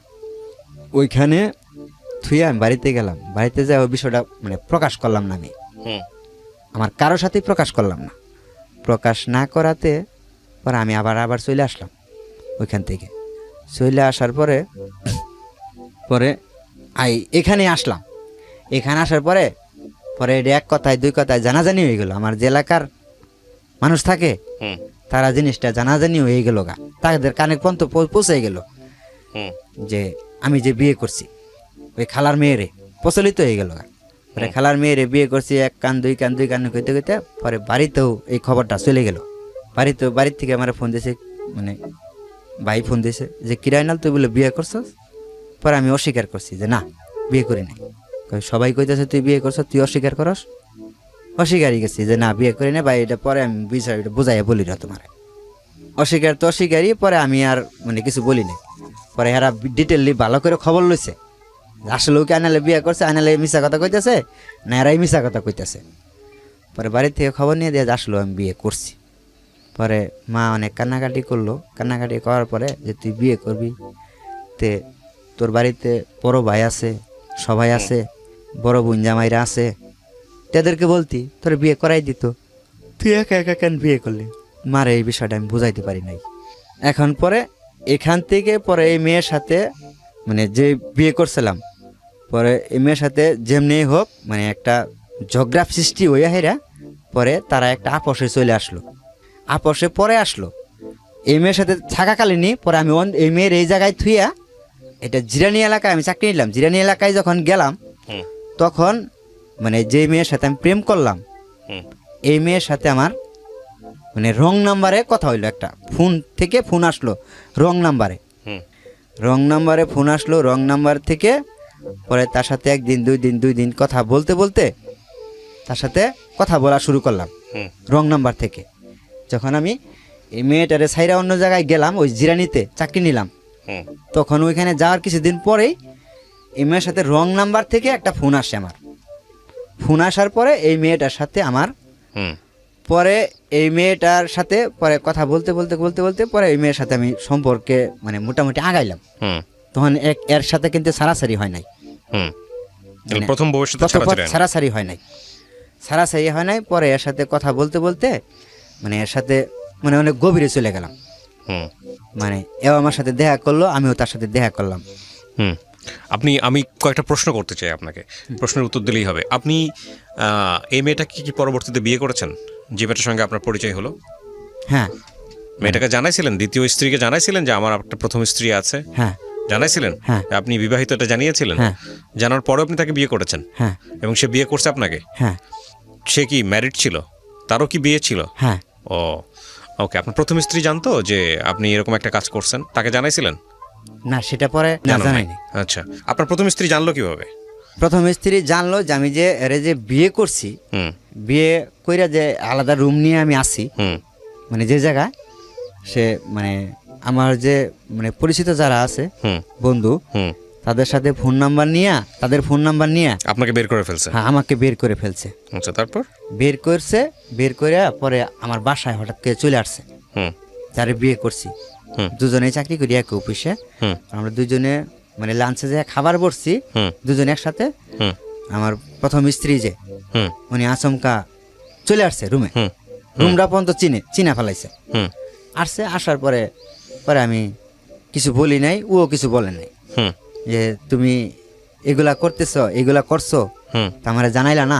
পরে আমি কই বলার মতো সুযোগ পাই নাই, বলবো কখন। হুম তখন কি বাচ্চা কাচ্চা ছিল আপনার প্রথম স্ত্রীর? হ্যাঁ, একটা মেয়ে আছে। তখন আপনার মেয়ে ছিল একটা? হ্যাঁ। ঠিক আছে, তারপর? প্রথম স্ত্রী যেটা, হুম এটা সারাসারি হওয়ার পরেও পরে আর একটা আনুষ্ঠানিকভাবে একটা বিয়ে করছিলাম আমি।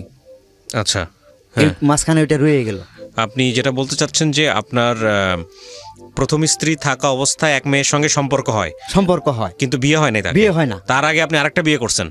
মানে যে মেয়েটার সাথে আমি বিয়ে মানে সম্পর্কে জড়াই, হুম এই মেয়েটা মানে রং নাম্বার থেকে আমার পরিচয় হয়। হুম রং নাম্বার থেকে পরিচয় হওয়ার পরে পরে মেয়েটা যখন সামনাসামনি হই আমি, হুম তখন মেয়েটারে দেখি মেয়েটা মেরিড, হুম মানে তারও একটা বাচ্চা আছে, হুম তার স্বামী আছে। হুম মানে যখন আমি সম্পর্কে জড়াই, হুম প্রথম স্ত্রীকে আপনি ডিভোর্স দিয়ে দিয়েছেন, দেওয়ার পরে আপনি আরেকটা মেয়েকে বিয়ে করেছেন, কিন্তু সেই মেয়েটাকে বিয়ে করেন নাই যে মেয়েটার সাথে আপনার প্রথম স্ত্রী থাকা অবস্থায় সম্পর্ক ছিল। কথা ক্লিয়ার? ছিল। হ্যাঁ, কথা ক্লিয়ার হয়েছে? কিন্তু- কিন্তু আবার কি? আমি বিয়ে করতে চাইছিলাম, হ্যাঁ। যখন এটা সারাসারি করলাম, হুম মানে এই বউটা যখন আমি কাকে সারাসারি বিয়ে করতে করলাম, চাইছিলেন? যে প্রেমিকা তাকে বিয়ে যে করতে প্রেমিকা, হ্যাঁ, তাকে বিয়ে করতে চাইছিলেন, তাকে বিয়ে করতে চাইছি। কিন্তু আপনি বিয়ে করেন নাই? না সে বিয়ে করে নাই? না, সে বিয়ে করে নাই। কেন করে নাই? সে মানে আমার সাথে সম্পর্ক করাকালীন, আর এই মেয়েটার আমি যে অফিসে চাকরি করি, এর চাকরি নিয়ে দিয়েছি, মানে দেখভাল যত ভরণ পোষণ সব কিছু আমি করছি।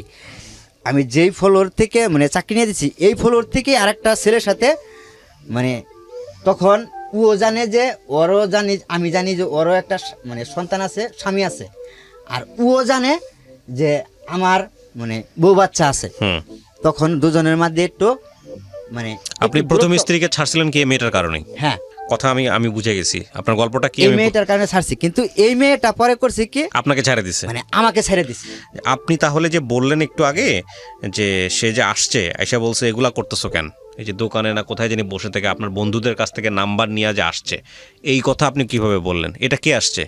এটা আসছে যে এখন যে আমার স্ত্রী আছে, এটা আসছে আপনার সাবেক- দ্বিতীয় স্ত্রী? হ্যাঁ, দ্বিতীয় স্ত্রী। এটা আসছে আপনার দ্বিতীয় স্ত্রী? স্ত্রী, হ্যাঁ। তাইলে এটা বলেন। হ্যাঁ, হ্যাঁ।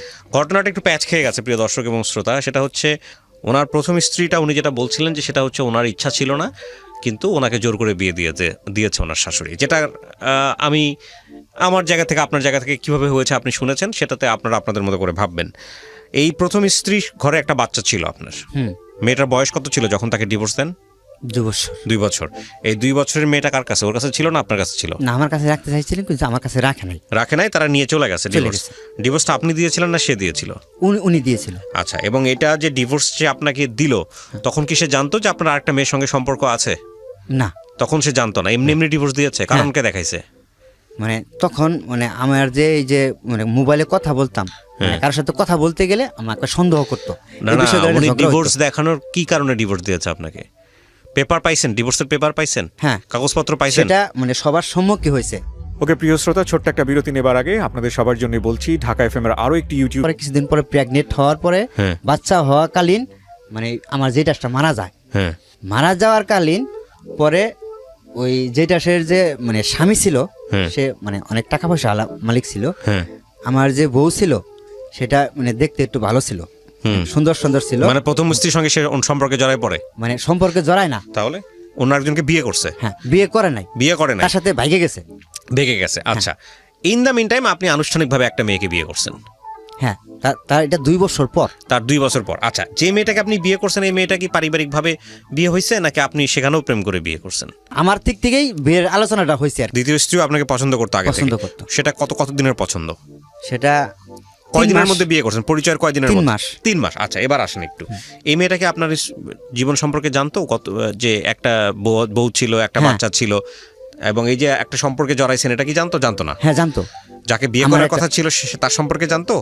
মানে যে না। দ্বিতীয় স্ত্রী হওয়ার কথা ছিল তার সম্পর্কে জানতো? না না না সেটা জানতো না। না, আচ্ছা, সে এখন যার কথা সাথে হচ্ছে প্রেম করি হ্যাঁ। মানে তার সাথে জানতো জানতো না। এবার আমাকে আপনি বলেন, এই সংসারটা চলাকালীন সময়, মানে দ্বিতীয় স্ত্রীকে বিয়ে করার সংসারটা চলাকালীন সময় কখন আপনার ওই যে প্রেমিকা, যাকে আপনি পছন্দ করতেন, সে আবার কখন ব্যাক করলো? কত বছর পরে? দ্বিতীয় সংসারটা শুরু হওয়ার কতদিন পরে? মানে আমি মেয়েটারে যখন বিয়ে করছি তার 1 সপ্তাহ পরেই আমাকে ফোন দিছে। ফোন দিয়ে কি বলে? তখন আমাকে বলতেছে যে মানে অপরিচিত একটা নাম্বার দিয়ে ফোন দিছে। তখন আমার বলছে যে তুমি অমুক? আমি কই, হ্যাঁ আমি তো অমুক। পরে আমি ওর কথা শুনে বুঝা ফেলাইছি তুমি কি কহা। আমি বললাম যে তুমি কই আছো? তুমি তো হঠাৎ করে এত বছর পরে, 2 বছর 2.5 বছর পরে হঠাৎ করে আমাকে মনে করলা, কি মনে করে? পরে আমি তখন শ্বশুর বাড়ি, ওই শ্বশুর বাড়িতে আমি তখন মানে ওইখানে ফিরে নিতে গেছি আমি 1 সপ্তাহ পরে। পরে আমি কইলাম যে আমি তোমার সাথে পরে কথা বলতেছি, আমার সাথে মানে এখন সময় নাই, আমি সময় করে তোমাকে ফোন দেবো। এ কার নাম্বার? পরে আমি নাম্বারটা বলো যে এটা আমার নাম্বার, তুমি যে কোনো মুহূর্তে ফোন দিতে পারো। পরে আমি ওইখান থেকে রিটার্ন আসলাম। পরে এই মেয়েটা আমার সাথে যোগাযোগ মানে করা শুরু করলো। পরে আমি তার সাথে কন্টিনিউ কথা বললাম, মানে মানে যা জীবনের ঘটনাগুলা যে যার সাথে যা ঘটছে 2 বছরের মধ্যে। আপনি ওকে জিজ্ঞেস করলেন না তুমি কি হ্যাঁ, বিয়ে জিজ্ঞেস করছো করছি। কিনা? হ্যাঁ আমি জিজ্ঞেস করছি। তুমি জিজ্ঞেস করলেন না যে বিয়ে করছো কিনা? তখন কি অ্যান্সার করলো সে? পরে আমার বলছে যে আসলেও আমাকে কি যেন খাওয়াইছিল, মানে আমার কি জানি খাওয়াইয়া মানে ওর প্রতি আকৃষ্ট করছিল। বিয়ে করছিল তাকে? না, বিয়ে করে নাই। বিয়ে করে নাই। আচ্ছা, তারপর? তাকে 2 বছর মানে বিয়ে ছাড়াই মানে তাকে মানে সংসার তারা স্বামী করছে। স্ত্রীর মতো সংসার করছে 2 বছর। তারপর?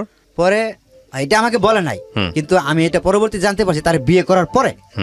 এটা তাকে বিয়ে করার পরে আমি জানতে পারছি। ও আচ্ছা, তার মানে আপনার দ্বিতীয় স্ত্রী থাকা অবস্থায় আপনি তাকে বিয়ে বিয়ে করেন। করছিলাম। দ্বিতীয় স্ত্রীকে জানাইছিলেন যে আপনি 3 নাম্বার বিয়ে করতে যাচ্ছেন বা আপনার প্রেমিকাকে বিয়ে করতে যাচ্ছেন? এটা কি জানাইছিলেন আপনি দ্বিতীয় স্ত্রীকে? জানান নাই নিশ্চয়ই। না, এটা আমি মানে আমার ফ্যামিলিকে জানাইছিলাম। ফ্যামিলিকে জানাইছিলেন কিন্তু বউকে জানান নাই? বউকে জানাই নাই। আচ্ছা, তারপর? আচ্ছা, এটা আমি জানাই নাই কেন মানে এবং গল্পের এটা কি মাঝখানে। আপনার মানে তৃতীয় স্ত্রী যিনি হলো, মানে আপনার যিনি প্রেমিকা, তিনি কি জানতো যে আপনার ঘরে দ্বিতীয় একটা স্ত্রী হ্যাঁ, আছে? আছে। সে জেনে শুনেই বিয়ে মানে করছে? জেনে শুনেই বিয়ে করছে। এবং তারে আমি সবকিছু বুঝাইও বলছি আচ্ছা, যে আমি যাকে বিয়ে করছি মানে তুমি আরেক সপ্তাহ আগে আমাকে ফোন দিলে না কেন? মানে আমি এভাবে সবকিছু বিস্তারিত তার কাছে মানে তার সাথে যে বিয়ে কইরা মানে এই সম্পর্কে জড়াইছি যে তার সাথে আমি মানে সে চলে আসার পরেও, ওইখান থেকে চলে আসার পরেও তার সাথে আমি 5 বছর কন্টিনিউ কথা বলছি তার সাথে। 5 বছর 5-6 বছর কথা বলতেই আছি, মানে বন্ধুত্ব হিসাবে তখন কথা বলি। তখন 2 বউ যখন বিয়ে করছি, বিয়ে করার পরে আমি মানে বাসা নিছি আলাদা করে, জিনিসপাতি নিয়ে বাসা নিছি। বাসা নেওয়ার পরে আমি তো বাড়িতে যাই না, তখন বাড়িতে যাই না। তখন সে সন্দেহ করছে যে আমি বিয়ে করছি। এই মেয়েটার সাথে আগেও কথাবার্তা বলতো। আমার যে ওয়াইফ, মেজো বউটা, এটা জানতো যে মানে আমি এই মেয়েটারে বিয়ে করব এরকম মানে মানে সম্পর্ক যে তার সাথে, এটা সে বুঝা ফেলাইতো, বুঝতো। কিন্তু তারা যে বিয়ে করবো এই জিনিসটা বুঝতো না সে কখনো। তার সাথে আমি কথা বলে এই জিনিসটা জানতো। পরে মনে মনে টার্গেট করছে যে সে বিয়ে করছে, এরকম টার্গেট করে পরে আমারে মানে খোঁজ নিছে। আমি তো বাড়ির থেকে আগে ডিউটি করতাম ওইখানে। খোঁজ নিয়ে দেখলো যে আপনার যে বন্ধুদের মাধ্যমে সে জানলো আপনার সম্পর্কে। আমার সাথে জানলো। জানার পরে পরে সে হঠাৎ করে আচমকা দেখি মানে বাসায়, আচমকা মানে লাঞ্চে খাইতে বসছি, পরে বাসায় আসলো। বাসায় আসার পরে আমি ঠান্ডা মাথায় বুঝাইলাম। পরে আমি কইলাম দেখো এখানে ভাড়াটিয়ার সবাই আমি যেটা করছি সেটা তোমাকে ঠান্ডা মাথায় বুঝাইয়া বলতেছি, আর আমি কেন বিয়ে করছি সেটা তুমি জানো। সেটা তোমার ব্যর্থতার কারণে আমি বিয়ে করছি। তোমার ব্যর্থতার কারণে আমি কিন্তু তোমারে মানে আমি পরে দ্বিতীয় বিয়ে করছি। আমি কিন্তু বিয়ে করার ইচ্ছুক ছিল না। বললো যে তুমি বিয়ে করলাতে আমার জানালে না কেন, লুকোচুরি কেন, তুমি পলায় আছো কেন, তুমি বিয়ে করে সুন্দর বাপের বাটার মতো বাড়িতে নিয়ে যাবা, তুমি এখানে কেন, আমার এই ধরনের কথা বলতেছে। পরে আমি বললাম যে ঠিক আছে তুমি ঠান্ডা মাথায় এখানে বসো, বসার পরে দুজনে মিট করে কথা বলি। সে এখানে বসলো না। ওই যে পরে যে যারা বিয়ে করছি, যারা প্রেমিকা যেটা বিয়ে করলাম সিমলা করছে কি হঠাৎ করে রুম থেকে বেরোয়া সে অফিসে চলে গেছে। মানে এখানে ও ভয় পাইয়ে গেছে যেখানে কিছু হবে, মানে ঝগড়াঝাটি হবে যদি হয়ে জায়গা, সে ভয় পায় অফিসে চলে গেছে না খাই। ভাত খাইতেছি কেবলই বসছি, তখন রুমে গেছে। তো অফিসে চলে গেছে, অফিসে চলে যাওয়ার পরে তো আমি ওরে খুঁজি, পরে ওর ফোনটার সাথে ছিল, আমি ফোন দিছি। ফোন দেওয়ার পরে আমি জিজ্ঞেস করছি তুমি কই? কয় আমি অফিসে আছি। আচ্ছা ঠিক আছে, তুমি অফিসে ঢুকো, আমি আসতেছি। আমি তো অফিসে ঢুকবো। পরে বুঝাইয়া, মানে আমার যে বড় বউ মেজো বউ, সেটাকে বুঝাইয়া বাড়িতে পাঠাইলাম। বাড়িতে পাঠাইলাম, বললাম তুমি বাড়িতে যাও, আসতেছি বাড়িতে, মানে অফিস ছুটি হওয়ার পরে বাড়িতে আসতেছি। ঠান্ডা মাথায় বুঝাইলাম, বললাম যে দেখো যা হয়েছে এনে সিন্ডিকেট করলে এখানে ঝামেলাটা হইব, এখানে সিন্ডিকেট করে না, যা কিছু হয় বাড়িতে যাই কথা বলি আমি। পরে আমার কথাগুলো বুঝগুনা মানলো, মানার পরে সে বাড়িতে গেল। বাড়িতে যাওয়ার পরে বাড়িতে যায় কান্নাকাটি, মানে অনেক কান্নাকাটি করছে। বাড়িতে ফোন দিছে, ওদের বাড়িতে ফোন দিছে যে এর কারণে তোমার জামাই তো বিয়ে করছে, তোমাদের জামাই আরেকটা বিয়ে করছে, সে এখানে থাকে, আমার এখানে আসে না, সে এখানে আরেকটা মেয়ে নিয়ে বিয়ে করে আলাদা রুম নিছে, মানে আরও খাট খুট এগুলা কিনছি, মানে খাট কিনছিলাম, মোটরসাইকেল বেচে ফেলাইছিলাম, মোটরসাইকেল বেচে এগুলা খাট খুট আমি কিনছি যে সে এগুলা মানে জানছে। আমি আবার সেগুলো মিথ্যা কথা বলছিলাম যে খাট আমার বন্ধু নিছে, মানে খাট আমার বন্ধুরে কিনে দিছি আমি, মানে তার টাকা দিয়ে আমি কিনে দিছি, কিন্তু আমি যে মোটরসাইকেল বেচে খাট কিনছি আমার জন্য, সেটা কেমনে জানি শুনছিল, আর আমি সেটা অস্বীকার করছি। তো এইগুলো অনেক কিছু বলছে যে তারা সেখানে আলাদা সংসার সাজাইয়া নিছে, সব কিছু বলছে। বলার পরে সেখান থেকে আমার শ্বশুরবাড়ির থেকে আমার শ্বশুর, আমার এক ভাইরা আর সম্বন্ধী এরা আসলো। আসার পরে এখান থেকে পরে বাসায় আসলো পরের দিন, সেটা সেদিন তো না, পরের দিন বাসায় আসলো। সেদিন আমি বাড়িতে যে না যাইয়া পরে ওরে বললাম যে তুমি একটু সরে থাকো, হয়তো জিনিসটা প্রকাশ হয়েছে, তোমার এই বাসায় রাখা যাবে না, বাসায় রাখলে তোমার এসে যদি নিয়ে যায়, তোমার উপরে টর্চারিং যদি করে, তো তুমি বিনা দোষে টর্চারিং হবা কেন? বরঞ্চ আমি এদের সাথে মোকাবেলা করি, যাই কিছু করি, এটা আমি বোঝাবো, বাড়ির জামালাটা আমি মিটাবো, তুমি একটু সরে থাকো।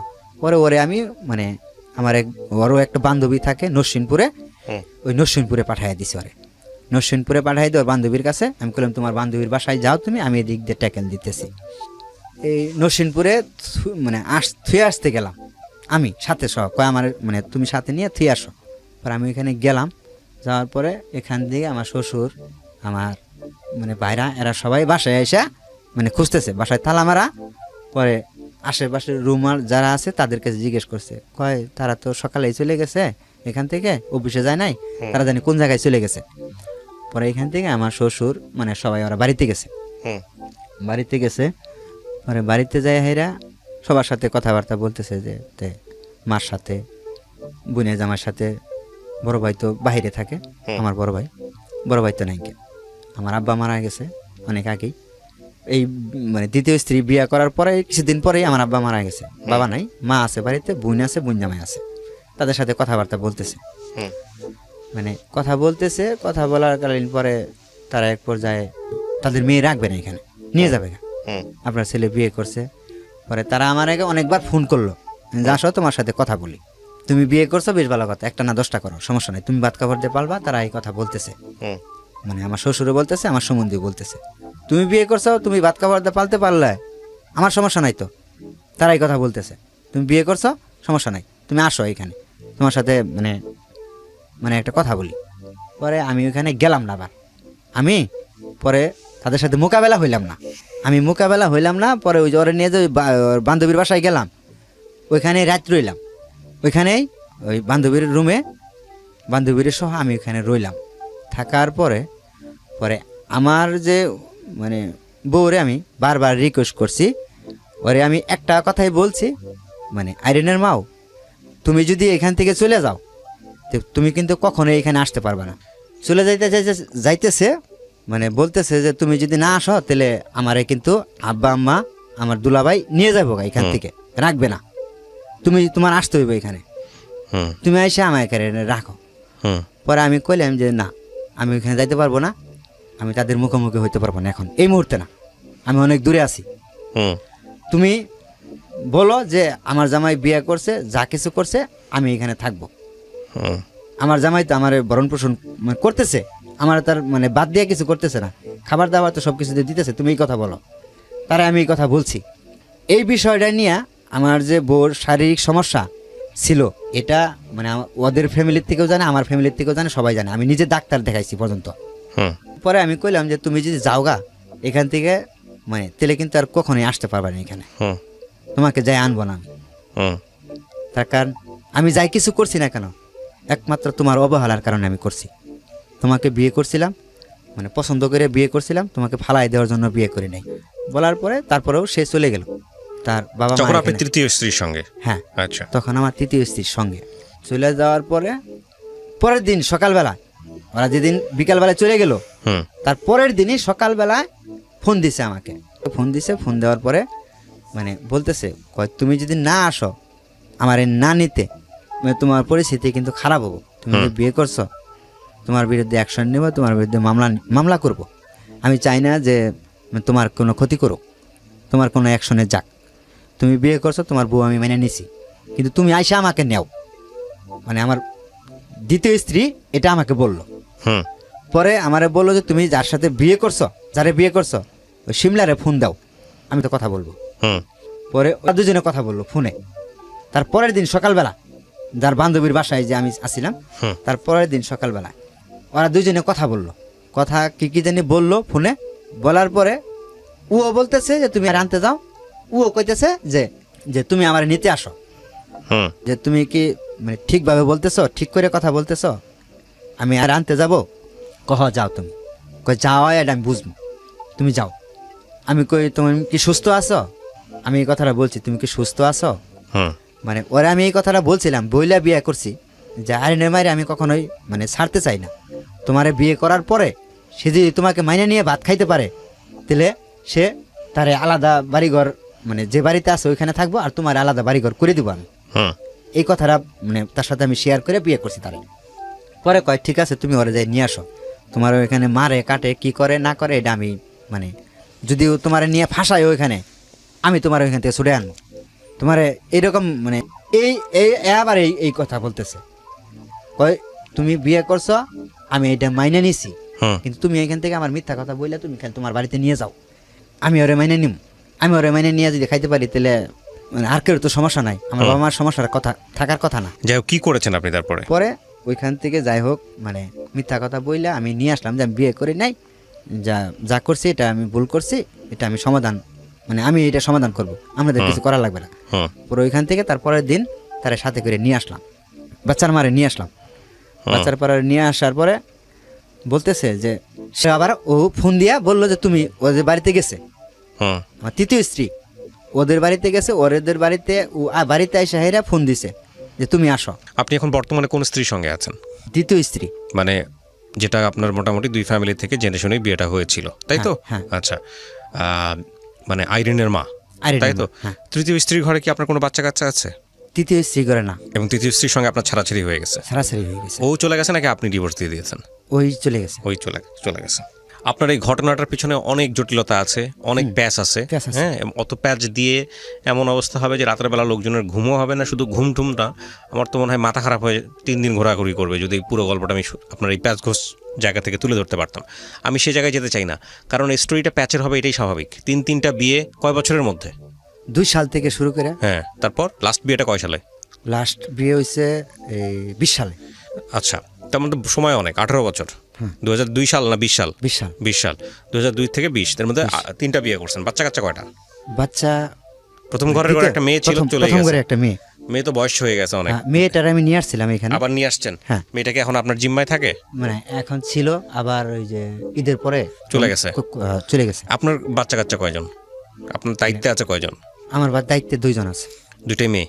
না, একটা ছেলে, একটা মেয়ে। ছেলে। এটা সবই ওই আইরিনের মার? হ্যাঁ। আচ্ছা, আপনি গল্পটা কেন বলতে আসলেন আজকের এই রেডিওতে? এই যে তৃতীয় স্ত্রী যে, হ্যাঁ, এই মেয়েটা আমার সাথে এমন কিছু করছে যে আমি গল্পের মানে এই মেয়েটা আপনার সাথে যাই করুক, এই মেয়েটাকে যে করার সুযোগ আপনি দিয়েছেন বলেই করছে। হ্যাঁ, আপনি সেটা কি আমি focus সুযোগ করেন? দিছি, ঠিক আছে, কিন্তু ভুলটা কি ওই মেয়ের না আপনার? হ্যাঁ, ভুলটা কার? ভুলটা আমার। আপনি সেটাই বলেন, ভুলটা আর আমার। মানুষের দোষ ধরেন না। হ্যাঁ, ভুলটা ঠিক আছে? আমার। হ্যাঁ, কারণ কোথায় ভুল হয়েছে কেন? আপনার বলেন তো।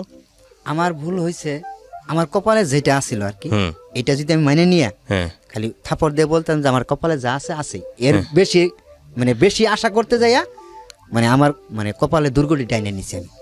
মানে আপনি প্রথম বিয়েটাতেই ঠিক ছিলেন, প্রথম বিয়ের পরেও প্রথম বিয়েটা নষ্ট হয়ে গেল কি কারণে এটা আমি জানি না, যদি দোষ আপনার না হয়ে থাকে আপনি সংসার করতে চাইছিলেন, ঠিক আছে চলে গেছে। হ্যাঁ আমি সংসার করতে দ্বিতীয় চাইছিলাম। বিয়েটা আপনি দেখেন, দ্বিতীয় বিয়ে পর্যন্তই আপনার ঠিক ছিল। সেটা হলো যে আপনি প্রথম স্ত্রীর সাথে আপনার ডিভোর্স হয়ে গেল, তারপরে আপনার কথা ছিল আপনি আপনার তৃতীয় স্ত্রী যে হয়েছিল, আপনার যে গার্লফ্রেন্ড বা আপনার যে প্রেমিকা, তাকে বিয়ে করবেন। হ্যাঁ। সে তো আপনাকে বিয়ে না করে অন্য একজনের সাথে চলে গিয়ে 2 চলে বছর গেছে। থাকলো। হ্যাঁ তারপরে আপনি যখন দ্বিতীয় বিয়ে করলেন তখন সে ফিরে এসে বললো আপনাকে বিয়ে করলো দ্বিতীয় স্ত্রী থাকা অবস্থায়, হ্যাঁ হ্যাঁ ঠিক আছে কিনা? হ্যাঁ, হ্যাঁ। তো তখন আপনি তাকে কেন বিয়ে করবেন? যে অলরেডি চলে গেছে, যে অলরেডি বিশ্বাসঘাতকতা করছে, তাকে তো বিয়ে করার প্রশ্নই ওঠে না। প্রশ্নই আসে না। তো আমি আপনাকে ধন্যবাদ জানাই যে আপনি এত কিছুর পরও আপনার দ্বিতীয় স্ত্রী আপনার সঙ্গে এখনো আছে, আইরিনা হ্যাঁ, মা আছে, এখনো আছে, আছে, আছে। আপনাকে মাফ করতে পারছে, ক্ষমা করতে পারছে? হ্যাঁ সে তো সংসার করতেছে। সংসার করতেছে। সংসার করা আর ক্ষমা করা কিন্তু এক জিনিস না। সংসার করার ক্ষমা করা কিন্তু এক জিনিস না। হ্যাঁ, সো একটু জিজ্ঞেস করে নিয়েন যে এত কিছু ভুল করছেন, এত কষ্ট দিয়েছেন, সে আসলে আপনাকে ক্ষমা করছে কিনা। তবে এটা ঠিক যে আমি জানি না, মানে এই গল্প থেকে মানুষ কি শিখবে। আসলে আমাদের যে সামাজিক ব্যবস্থা, আমাদের যে সমাজের রীতিনীতি, তাতে সমাজে আপনি যে শ্রেণীরই হন না কেন, একেবারে গরিব হন আর ধনী হন, যাই হন না কেন, এই অধিক বিবাহ জিনিসটা আমাদের সমাজ পছন্দ করে না। Correct. এটা স্ত্রীরাও যেমন মেনে নিতে পারেন না, হাজব্যান্ডের জায়গা থেকেও যে অধিক বিবাহর জায়গার যে নৈতিকতার যে ব্যবহার, সেটা সে করতে পারেন না। কারণ আপনি যদি ধর্মীয় অনুসারেও যান, তাহলে ধর্মে কিন্তু এই কথাটা বলা আছে যে তুমি যদি সামর্থ্য রাখো তাহলে তুমি অধিক বিবাহ করো। তো আপনার সামর্থ্যই নাই, আপনি নুন আনতে পান্তা ফুরায়, হ্যাঁ, আপনি ব্যালেন্স করতে পারছেন না, তাহলে আপনি অধিক বিবাহে কেন যাবেন? আর সেটাও যদি হয় এই ধরনের সম্পর্ক, তাহলে আমার তো মনে হয় এই ধরনের সম্পর্ক কোনোভাবে আমাদের ধর্মও সমর্থন করে না। আমি মূল ঘটনায় তো যাইতে পারিনি যে আমার এত দ্বিতীয় কিছু স্ত্রী, পরেও আপনি মূল ঘটনায় যেতে পারেন নাই। মানে আমার আমার মূল দ্বিতীয় ঘটনা স্ত্রী, কি? হ্যাঁ, দ্বিতীয় স্ত্রী যে, হ্যাঁ। মানে দ্বিতীয় স্ত্রী যে এর মানে মানে আমার কিন্তু আসলে অধিক বিয়ে করার মানে ইচ্ছা ছিল না। হ্যাঁ, এর সাথে যে আমার মানে মানে বন্ধুত্ব সম্পর্ক হয়ে গেছিল, এটাই থাকতো। হ্যাঁ, এটা থাকাও তো অন্যায় এটাও থাকতো আর কি। না, এটা থাকবে কেন? এটাও তো অন্যায়।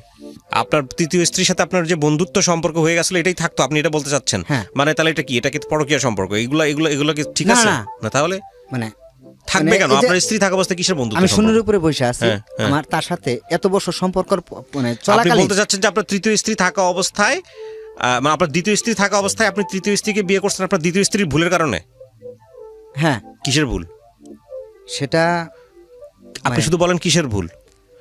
তার শারীরিক সমস্যা ছিল, তার শারীরিক সমস্যার কারণে। আপনি তাকে ডিভোর্স দিয়ে দিতেন। হ্যাঁ আমি এটা চাইনি। আপনি ডিভোর্স না আমি দিয়ে আপনি চাইনি কেন কেন? ওটা না, সম্পর্ক না, করেন? আমি সেটা চাইনি কেন, মানে আমার ওই যে দেশ গায়ে আসলে ময়মুরব্বীরা এটা হয়েছে, আমি ডিভোর্সই দিতে চাইছিলাম, হ্যাঁ, নিতেও চাইছিল। হ্যাঁ, পরে ময়মুরব্বীদের কথায় হুম, মানে বললো যে এটা আসলে মানে বাচ্চা কাচ্চা হলে ঠিক হয়ে যাব। হুম। আচ্ছা, তা আপনি ঠিক আছে, আপনি তৃতীয় বিয়ে, আপনি এটাও যদি কজ হয়ে থাকে, কারণ হয়ে থাকে যে ঠিক আছে আপনার দ্বিতীয় স্ত্রীর শারীরিক সমস্যা আছে এবং তার অনুমতি আছে আপনার তৃতীয় বিয়ে করার, ধরেন এই অবস্থা অনুমতি তো ছিলই না, তারপর ধরেন আমি ধরে নিচ্ছি অনুমতি, কিন্তু এই মেয়েটাকে আপনি বিয়ে কেন করলেন? যেই মেয়েটার সাথে আপনার বিয়ে হওয়ার কথা ছিল, সেই মেয়েটা আপনাকে ফেলে দিয়ে অন্য একজনের সাথে চলে গেল, ওই মেয়েটাকে আপনি কেন বিয়ে করলেন? এটাই তো আমার দোষ, এই জায়গাটাই আমি বারবার আসতে চাচ্ছি। এটাই আমার দোষ। কেন এই মেয়েটার আপনি প্রতি- এখন আছেন না আপনার দ্বিতীয় স্ত্রীর সঙ্গে? কত হ্যাঁ, বছর এখন যাবত আছি। আছেন? মানে কত বছর বলতে আমি, এই তৃতীয় স্ত্রী গেছে কবে, ডিভোর্স দিয়েছে কবে আপনাকে? এটা দিছে ফার্স্ট লকডাউন যখন পড়ে না, ফার্স্ট লকডাউন 2020-এর কথা বলতেছেন? হ্যাঁ 20-এ। 2 বছর যাবত আপনাকে আরো বিয়ে করার পরিকল্পনা আছে? না ভবিষ্যৎ বিয়ে করার পরিকল্পনা আছে? না। তো নাই, এখন নাই কেন? এখন নাই, কারণ এখন আমার সন্তানের মুখের দিকে চাইলে সন্তানের মুখের দিকে আপনার আরো আগে থেকে চাওয়া উচিত ছিল। চাওয়া উচিত ছিল না, এটা চাইছিলাম, কিন্তু আসলে কি জীবনটা তো আমার জীবনটা চলতে গেলে আমার জীবনে কি কি প্রয়োজন ভাই, হুম। মানে সেটা আসলে মানে আমি আমার স্ত্রীর থেকে আমি পাইনি কোনোদিনও। আচ্ছা শোনেন, একটা কথা বলি, কি নাম আপনার? আমার নাম মোহাম্মদ আইনাল হক। আয়নাল, আর ডাকনাম রবিন। রবিন ভাই, আপনার এই গল্পটা আমি গোলে মেলে যেমনি হোক আজকে এখানে উপস্থাপন করতে চাচ্ছি এবং রেডিওতে এটা প্রচার হবে, আমার এই কথাগুলো প্রচার হবে। আপনার গল্পের একটা বিশাল শিক্ষা আছে, সেটা হচ্ছে কি, পৃথিবীতে কোনো মানুষই না সব দিক থেকে পরিপূর্ণ সুখী মানুষ হয় না। পরিপূর্ণ সুখী থাকে না, ঠিক আছে। কোনো মানুষই হয় না। কারো হয়তো অর্থ আছে, সুখ নাই, কারো হয়তো অর্থ নাই কিন্তু প্রচুর সুখ আছে, সংসারে অনেক শান্তি। হ্যাঁ, আমাদেরকে আল্লাহ পৃথিবীতে এমনভাবেই পাঠিয়েছেন, এটা কোনো না কোনোভাবে ডিস্যাটিসফ্যাকশন থাকবেই, মানুষের মধ্যে অসন্তুষ্টি থাকবেই। আপনি যদি মনে করেন যে একের পর একটা ভালো মেয়ে খুঁজবো বলে বিয়ে করে যাব, তাহলে আপনার যে কতগুলা বিয়ে করতে হবে এই জীবনে। না ভাইয়া, হ্যাঁ, আমার ওরকম কিছু ছিল না। আমি সাধারণ ঘরের একটা ছেলে, আমি কিন্তু কঠোর পরিশ্রম করতে জানি। আমি জানি, আমি কঠোর পরিশ্রম করতে জানি। আমি এমন কোনো কাজ নাই যে পারি না, ধান গাড়ার থেকে শুরু করে ধান কাটার থেকে শুরু করে এভরিথিং সবকিছু করতে জানি। আমাকে কেউ বলতে পারবে না যে যে এই ছেলেটা এই কাজ থেকে ভাইগে গেছে, আমাকে কেউ বলতে পারবে না। আমার চেহারা দেখে হয়তো বুঝতে পারবেন আপনি, আমি কিন্তু কঠোর পরিশ্রম করি। আমি যে কাজ করি মানে সারাদিন একটা পুরুষ লোক মানে যেখানে যেখানেই কাজ করুক, হুম বাড়িতে যায় যে হুম তার বউর কাছ থেকে কিছু যে মানুষে আশা করে, সেটা আমি কোনোদিনও পাইনি। আচ্ছা, এখানে একটা কথা বলি। হ্যাঁ, আপনি যেটা বলেছেন সেটা সম্পূর্ণ রকমভাবে সঠিক, আমি আপনার সাথে একমত যে একটা ছেলে বা একটা পুরুষ তার স্ত্রীর কাছ থেকে কি এক্সপেক্ট করে। সে সারাদিন পরিশ্রম করে যাওয়ার পরে তার বউটা খুব পরিপাটি গোছানো থাকবে, তাকে দেখে সুন্দর করে মিষ্টি একটা হাসি দেবে। সে যদি একটু লেট করেও ফিরে, তার প্রতি যেন ওই সিম্প্যাথিটা থাকে এবং তার কাজে প্রশংসা করবে, তার সাথে বসে একটু গল্প করবে এবং একটু সময় দেবে এক্সট্রাভাবে। আবার হাজব্যান্ডও ঠিক ওই সময়টাতে একটু অ্যাটেনশন দেওয়া উচিত ওয়াইফের প্রতি, যে না আমি আসছি, আমার এখন কাজটা সাইড করে রেখে আমি একটু গল্প করি, খাওয়ার টেবিলে বসে হোক 10 মিনিটের জন্য। এটা যে আমি আপনাকে বলতেছি না, আমি নিজেও কখনো অনেক সময় প্র্যাকটিস করতে পারি না, বাট আমাদের এক্সপেকটেশনের জায়গায় এটা থাকে। তো এখন কথা হচ্ছে কি, বাচ্চা কাচ্চা হয়ে গেলে না এইসবের হিসাব একটু অন্যরকমভাবে করতে হয় তা ঠিক আছে। জীবনে। আরেকটা জিনিস, হ্যাঁ। আমি যে এইখানে আসছি, হুম মানে আমি যে বলছি সকালবেলায় বের হয়েছি, সকালবেলায় আমি ভালুকা স্ট্যান্ডে ফলের দোকানদারি, মানে এখন দোকান করি, ফলের দোকান। সকালবেলায় আমি যে প্যান্ট শার্ট পরে পাঞ্জাবি পরে দোকানে আসছি, দোকানে এসে আমি এক দুপুর দোকান করে পরে কিন্তু গাড়ি চড়ছি। আমি সকালবেলায় খালি এইটুকুই বলছি তারে, আমি আজকে ঢাকা যাব। সে আমাকে এই প্রশ্নটা করলো না যে তুমি ঢাকা কী কারণে যাবা। এ তো ভালো হয়েছে না, এই প্রশ্নটা তো করার দরকার, করার দরকার না। সে আমার স্ত্রী হিসাবে আমি কোথায় কি করি না করি, তার তো এই প্রশ্নটা করার দরকার। আমি যে রাতে 3টার সময় বাড়িতে যাই, সে কখনোই আমাকে জিজ্ঞেস করবে না যে তুমি কোথায় গেছিলে। তো আপনি এটা নিয়ে কখনো আপনার স্ত্রীকে জিজ্ঞেস করছেন যে হ্যাঁ, তুমি আমি এরকম জিজ্ঞেস কেন? করছিলাম। হ্যাঁ, সে কি বলে? আমি মানে সে আসলে কি জানেন ভাই, সে ভাত আর কাপড় পাইলি হয়, তে অনেক আর ভালো, কোনো কিছু প্রয়োজন নাই। তো অনেক ভালো মানুষ। আমি পুরুষ লোক, হ্যাঁ। আমি কি করব? আমি কি পাপ করে বেড়াবো? না, আর একটা মেয়ের সাথে ফষ্টিনষ্টি করে বেড়াবো? আচ্ছা, এখানে আমি আপনাকে বলি, হ্যাঁ ঠিক আছে, ঠিক আছে, এটা আমি আপনার সাথে, আপনি যেটা বলছেন সেটা আমি আপনার সঙ্গে একমত। এখন কথা হচ্ছে ভাই, এই জায়গাটার সমাধান খুব সুন্দরভাবে হইতে পারে। এর সমাধান যেটা হচ্ছে, আপনার স্ত্রীর অনুমতি নিয়ে আপনি আরেকটা বিয়ে করতে পারেন, ডেফিনেটলি পারেন। অথবা আপনার স্ত্রীর সঙ্গে সুন্দরভাবে আলোচনা করে, ধর্ম অনুসারে হোক বা আইন অনুসারে হোক, আপনাদের মধ্যে সেপারেশন হয়ে যেতে পারে, ডিভোর্স হয়ে যেতে পারে। এটা আমার ক্ষুদ্র জ্ঞান যেটা বলে। আরেকটা পয়েন্ট হতে পারে, সেটা হচ্ছে অত্যন্ত মানবিক একটা পয়েন্ট, সেটা হচ্ছে বছরের পর বছর তাকে বোঝানো, সময় ধরে তাকে বোঝানো, ধৈর্য ধরে তাকে বোঝানো, তার মধ্যে পরিবর্তন আনার চেষ্টা করা। আমি বহু চেষ্টা করছি। আচ্ছা, যদি আজকে আপনি বিয়েটা হয়েছে, যদি আপনি ফেল করেন, আমি বলতেছি, আর যদি আপনি ফেল করেন, যদি আপনি মনে করেন যে এই মানুষটাকে দিয়ে আপনার হবে না, সেক্ষেত্রে ধর্মীয় এবং আইনগত দুই জায়গা থেকে আপনার সুযোগ আছে নতুন একটা জীবন বেছে নেওয়ার। আমি আপনার সাথে এই বিষয় নিয়ে আমি আপনাকে বলতেছি না সুযোগ নাই। আচ্ছা, এখন এবার আপনি আমাকে আসেন, কিন্তু আমার প্রসঙ্গ তো সেটা না। আমার প্রসঙ্গ হচ্ছে, আপনি যাকে তৃতীয় স্ত্রী হিসেবে নিলেন, যদি আপনার দ্বিতীয় স্ত্রীর এই কারণেই হয়ে থাকে, তাহলে তৃতীয় স্ত্রী হিসেবে যাকে নিয়েছেন সেটাও তো আপনি ভালো মানুষ বা পারফেক্ট মানুষটাকে বাঁচেন নাই। আমার ওই জায়গাটাই পয়েন্ট, এটাই পয়েন্ট। আচ্ছা, যদি সেটাও আপনাকে জীবনে সুখ দিত, আপনি যেটা বেছে নিলেন, সেটা তাহলে একটা কথা ছিল, দেয় নাই। সো আমি যেটা মনে করি যে সেটা হচ্ছে, আপনি যদি অন্য সম্পর্কেও যেতে চান, আপনার বৈধ সম্পর্কেও যদি যেতে চান, তাহলে আপনার এই স্ত্রীর অনুমতি ক্রমে আপনি একটা সুন্দর সম্পর্ক বেছে নিতে পারেন। আচ্ছা, এখন যেতে চান না কেন? আমি যেতে চাই না, কারণ এখন মানে আমার সামনে 3টা সন্তান। তাহলে একটু আগে যে আপনি এখন যে কথাটা বললেন যে আমি এটা সবকিছু মাটি দিচ্ছি, আমি এই মাটিটা অনেক আগে দেওয়া উচিত ছিল, আমি তো সেটাই বলতেছি। আপনি আমার মন থেকে, আমি আমার মন থেকে আমার জীবনের শখ আল্লাহ সবকিছু মাটি দিচ্ছি। আপনি যদি আরো আগে মাটি দিতেন, তাহলে হয়তো আপনার এই তৃতীয় ভুলটা হতো না। আমি আপনাকে এটাই বলতে চাচ্ছি। হ্যাঁ, আর দ্বিতীয় কথা হচ্ছে যে আপনি যে পজিশনে আছেন, আপনার নিডের জায়গা থেকে, আপনার প্রয়োজনের জায়গাটা থেকে, সেটা শতভাগ সঠিক। সেটা যদি আপনি আপনার সন্তানদের কারণে মাটি দিয়ে থাকেন বা যেটার কারণে মাটি দিয়ে থাকেন, তাহলে এটা আপনার আরো আগে মাটি দেওয়া উচিত ছিল। দরকার ছিল। বুঝতে পারছি, আমি ওই পয়েন্টে আসতে চাচ্ছিলাম। আমার এই পয়েন্টের কোনো কথাই নাই। একটা যেটা হচ্ছে, বাবা মা হয়ে যাওয়ার পরে না আসলে নিজেদের এই বিষয়গুলো নিয়ে আসলে অত চিন্তা করার সুযোগ থাকে না। আমার মনে হয় সেই জায়গাটাই ফোকাস করা উচিত, যে একটা সন্তান নিয়ে আসছে দুনিয়াতে। কিন্তু আমার মানে মানে মানে ভোটার আইডি কার্ডে 35 বছর বয়স দেওয়া আছে, ওইখানে আমার বয়সটা বাড়ানো দেওয়া আছে। কিন্তু আমি কিন্তু আসলে মানে আমার বয়সটা অতটা না, কিন্তু আমি এই অল্প বয়সের মধ্যে 30-32 বছর বয়সের মধ্যে আমি 3টা সন্তানের বাবা হয়ে গেছি। মানে আমি যখন এই মাথার মধ্যে মানে মাথার ভিতরে যখন এই জিনিসগুলো ঢুকাই না এখন, তখন আসলে আমার জীবনের সকালাদের কথা এখন আমি সবকিছু ভুলে যাই। মানে আমার জীবনের যে ব্যক্তিগত কিছু চাওয়া, মানে এইটা আমি ভুলে যাই। আবার কিছু কিছু সময় যখন আমি বাড়িতে যাই, মানে আমি কাজ শেষে যখন বাড়িতে যাই, তখন আমার বাড়ির পরিবেশ দেখা তখন মনে হয় যে কি করি আমি। এটা আপনি যেটা বলছেন এটা আমি একমত আপনার সঙ্গে, কোনোভাবেই এটা আপনি যেটা বলেছেন সেটা শতভাগ একমত। জীবনে বিয়ে করে অনেক মানুষই এরকমভাবে অসুখী, এটা ঠিক। এবং এই অসুখী থেকেই কোনো সময় মানুষ ভুল ডিসিশন নিয়ে ফেলে, এটাও সঠিক। আমি আরও বিষয়গুলোতে যেতে যাচ্ছি না ভাই, আমি একটা কনক্লুশনে আসি প্লিজ। হ্যাঁ, তো ঠিক আছে, আমি আপনার সাথে বলতে পারবো যে আপনি যদি লাইন ড্র করেন যে ঠিক আছে আসলে সমাধান কি, সমাধান আপনি নিজেই বেছে নিছেন। সেটা হলো আপনি সন্তানদের মুখের দিকে তাকায়, হ্যাঁ, সন্তানের মুখের দিকে তাকায় আপনি আর কোনো কিছু চিন্তা করতে চান না। আমি শুধু এতটুকুই বলতে পারি যে এটাই বেস্ট ডিসিশন, এটাই বেস্ট ডিসিশন। কিছু মানুষের ওই যে বললাম সারা জীবন ধরেই কোনো জায়গায় অপূর্ণতা থেকে যায়, আমি আপনি আমার মনে করেন এটা আপনার জীবনে একটা বড় অপূর্ণতা, মানে একদম কুরবানি দিয়ে দিচ্ছি আমার লাইফটা। ঠিক আছে, আপনি এই অন্তত একটা জায়গায় হেরে যায় না, সেটা হচ্ছে আপনার সন্তানদের কাছে ভালো বাবা হওয়ার চেষ্টা করেন। এটাই হয়তো এটাই সুখ, হ্যাঁ, এটার বিনিময়ে হয়তো আল্লাহ আপনাকে অনেক বড় কিছু দেবেন।